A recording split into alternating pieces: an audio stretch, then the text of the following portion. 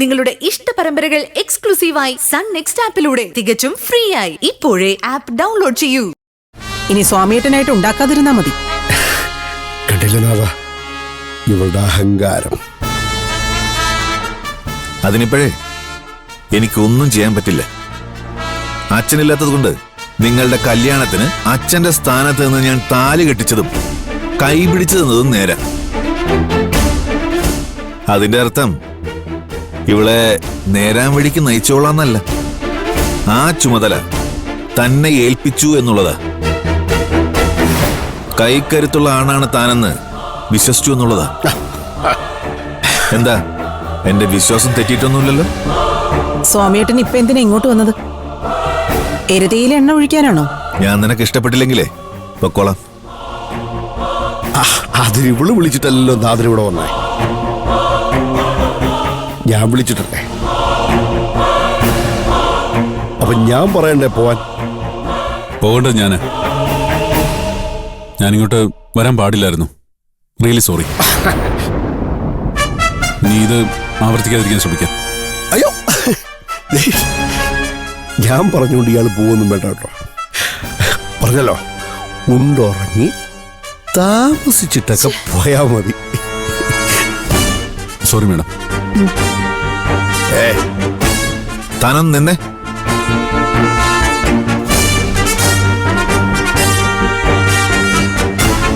എന്താ? തന്റെ ഈ അഹങ്കാരം ഉണ്ടല്ലോ, അതിനുള്ള മരുന്ന് ഞാൻ കണ്ടുവച്ചിട്ടുണ്ട്. സസ്പെൻഷൻ അല്ല, ഡിസ്മിസൽ. പിന്നെ സംസ്ഥാന ഹോം മിനിസ്റ്റർ അല്ലേ, ഒന്ന് പോവേ.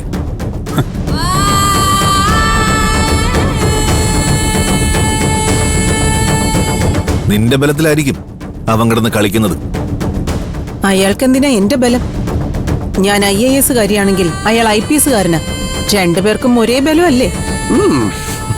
ദാദാ, ഇവളോട് സംസാരിച്ചിട്ട് കാര്യമില്ല. പെണ്ണൊരുമിട്ട ബ്രഹ്മനും എന്ന് അത് കേട്ടിട്ടില്ലേ? ഇവള് ഒരുമിട്ട് ഇറങ്ങിയിരിക്കുക നമ്മുടെയൊക്കെ സർവനാശം കാണാൻ. ദാദാ, നമുക്ക് റൂം പോയിരുന്നു സംസാരിക്കാം. എന്തിനാ? എന്റെ വിചാരണ പൂർത്തിയാക്കാനോ? കഥയറിയാതെ എന്നെ ആരും വിമർശിക്കുന്നത് എനിക്കിഷ്ടമല്ല. അത് ഭർത്താവായാലും ആങ്ങളെയായാലും ശരിയെന്ന് ഉറപ്പുള്ള കാര്യങ്ങൾ മാത്രമേ ഞാൻ ചെയ്യാറുള്ളൂ.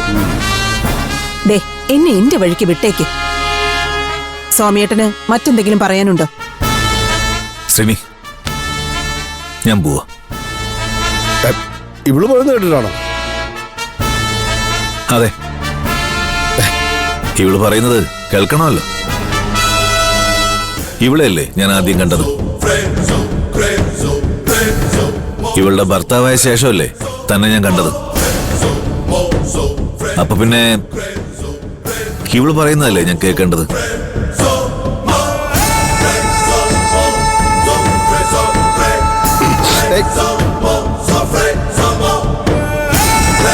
അപ്പൊ നിനക്ക് എന്നെക്കാളും നാഥനേക്കാളും വലുതാ തെമ്മാടിയല്ലേ? അതെ, നിങ്ങൾ രണ്ടുപേരെക്കാളും മാന്യത ഉണ്ടായാക്ക്. മിനിമം പ്രതിപക്ഷ ബഹുമാനം. നിങ്ങൾ ഇത്രയൊക്കെ ചാടിക്കടിക്കാൻ ചെന്നിട്ടും അയാൾ മര്യാദ വിട്ട് എന്തെങ്കിലും ഒന്ന് പറഞ്ഞു. സ്വാമിയേട്ടൻ അയാൾക്ക് ഡിസ്മിസൽ വാങ്ങിക്കൊടുക്കുമെന്ന് പറഞ്ഞപ്പോ അയാളുടെ ഒരു കോൺഫിഡൻസ് കണ്ടില്ലേ? അങ്ങനെ വേണം ആണുങ്ങൾ കാര്യങ്ങളെ ഫേസ് ചെയ്യാൻ. അല്ലാതെ നിങ്ങളെപ്പോലെ ഇരുട്ടുകൊണ്ട് ഓട്ടയടച്ച് ഒളിച്ചോടുകയല്ല വേണ്ടത്. തോന്നൂടെ? നിനക്ക് തോന്നുന്നു ഇപ്പൊ അങ്ങനെയൊക്കെ നിനക്ക് തോന്നും. അവനിപ്പോ നിന്റെ സൂപ്പർ ഹീറോ അല്ലേ? അതെ, സംശയം എന്താ? അന്തസ്സുള്ള പെരുമാറ്റം ആരിൽ നിന്ന് കണ്ടാലും നമ്മളത് അംഗീകരിച്ചു കൊടുക്കണം. അവന്റെ നിന്റെ അന്തസ് അങ്ങനെ അധികകാലം മുന്നോട്ട് പോല മോളെ. അവസാനിപ്പിച്ചു തരാം.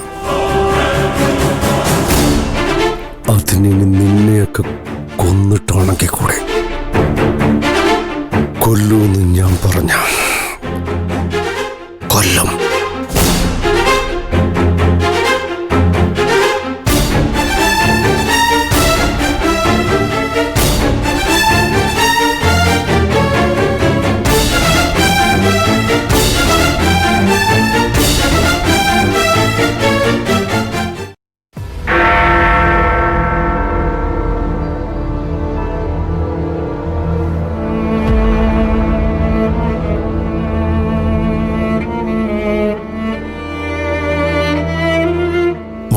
നിത്യ, അച്ഛോ, നീ ഇവിടെ വന്ന് നിൽക്കുകയാണോ?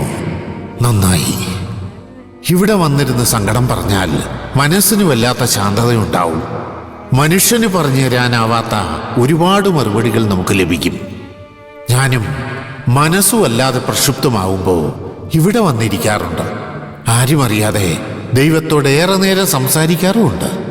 അങ്ങനെ സംസാരിച്ചപ്പോ ഇന്ന് കാലത്ത് എനിക്കൊരു മറുപടി കിട്ടി. നിന്റെ കാര്യത്തിലാ കുഞ്ഞേ. നിനക്ക് വേണ്ടി ഞാൻ ഇറങ്ങി പ്രവർത്തിക്കണമെന്ന്, നിന്റെ വീട്ടുകാരെ കണ്ട് ഞാൻ സംസാരിക്കണമെന്ന്, പഴയ ജീവിതത്തിലേക്ക് നിന്നെ മടക്കി കൊണ്ടുവരണമെന്ന് കർത്താവിനെ വാക്കുകൊടുത്തു. കൽപ്പന അനുസരിച്ചു കൊള്ളാമെന്ന്. നിന്നോട് ചോദിക്കാതെ തന്നെ എനിക്കിത് വേണമെങ്കിൽ ചെയ്യാം. പക്ഷേ അതല്ല മോനെ മര്യാദ. നീ എന്തു പറയുന്നു? ഞാൻ നിന്റെ വീട്ടിലെത്തി കാര്യങ്ങൾ സംസാരിക്കട്ടെ, നിന്നെ അവർക്ക് തിരികെ നൽകട്ടെ? വേണ്ടച്ചോ. അതന്നെ. അങ്ങനെ എളുപ്പത്തിൽ തിരിച്ചേറാൻ പറ്റുന്ന ഒരു സാഹചര്യത്തിലല്ല ഞാനിപ്പോ. അതൊക്കെ നിന്റെ തോന്നലാകുഞ്ഞേ. നിന്നെ ഓർത്ത് സങ്കടപ്പെടുന്നവരുടെ മനസ്സ് എനിക്ക് മനസ്സിലാവും. അവർ ഇരുകൈയും നീട്ടി നിന്നെ സ്വീകരിക്കും. അവരെന്നെ സ്വീകരിച്ചുകൊണ്ട് മാത്രം കാര്യമില്ലല്ലോ അച്ചോ. പൂജയില്ലാതെ ഞാൻ ഇനി ഒരിക്കലും എങ്ങോട്ടും ഇല്ല അച്ചോ. അതിന് പൂജ എവിടെ ഉണ്ടെന്ന് നീ പറയുന്നില്ലല്ലോ. അതറിഞ്ഞാൽ തീർച്ചയായും അവളുടെ കാര്യത്തിൽ ഒരു നടപടി ഉണ്ടാക്കി കൊടുക്കാൻ എനിക്ക് പറ്റും. വേണ്ട, എന്നോട് പറയണ്ട. നിനക്ക് അവളോട് പറയാമല്ലോ. എല്ലാറ്റിനും പരിഹാരം ഉണ്ടാക്കാം. കഴിഞ്ഞൊക്കെ മറന്ന് മടങ്ങി വരാൻ. ഞാൻ പറഞ്ഞ ഇപ്പോൾ അവള് കേൾക്കത്തില്ല അച്ചോ. അവളെന്നെ അത്രയ്ക്ക് തെറ്റിദ്ധരിച്ചിട്ടുണ്ട്. തെറ്റിദ്ധാരണ എന്ന വാക്കിന്റെ അർത്ഥം തെറ്റായ ധാരണ എന്നാണ് കുഞ്ഞേ. എന്നുവെച്ചാ വേണമെങ്കിൽ തിരുത്താൻ കഴിയുന്ന ധാരണ. അങ്ങനെ ഒരു ശ്രമം നിനക്ക് നടത്തിക്കൂടെ? അച്ചോ, ഞാൻ പറഞ്ഞല്ലോ, അവളിപ്പോ എന്നിൽ നിന്ന് ഒരുപാട് അകലെയാണ്.